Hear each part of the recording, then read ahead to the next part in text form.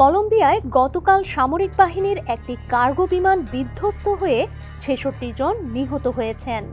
রয়টার্সের সূত্র থেকে জানা যায়, ধ্বংসস্তূপ থেকে এখনও মরদেহ উদ্ধার করা হচ্ছে। এটি সাম্প্রতিক সময়ে কলম্বিয়ার বিমান বাহিনীর সবচেয়ে ভয়াবহ দুর্ঘটনাগুলোর একটি। সোমবার কলম্বিয়ার পুয়ের্তো লেগুইজেমো শহরের কাছে ঘটেছে এই দুর্ঘটনা।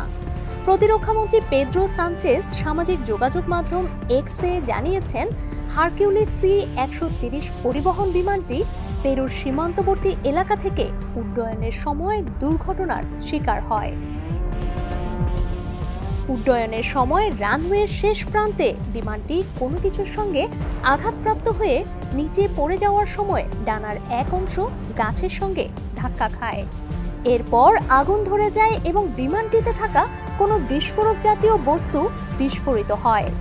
এক ভিডিও চিত্রে দেখা যায় মোটরসাইকেলের পেছনে আহত সেনাদের দ্রুত নিয়ে যাওয়া হচ্ছে। সামরিক যানবাহন ঘটনাস্থলে পৌঁছালেও দুর্গম এলাকা হওয়ায় উদ্ধার কাজ ব্যাহত হয়।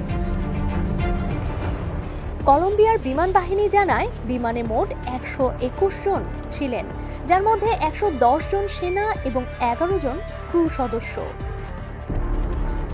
ডেস্ক রিপোর্ট, সমকাল।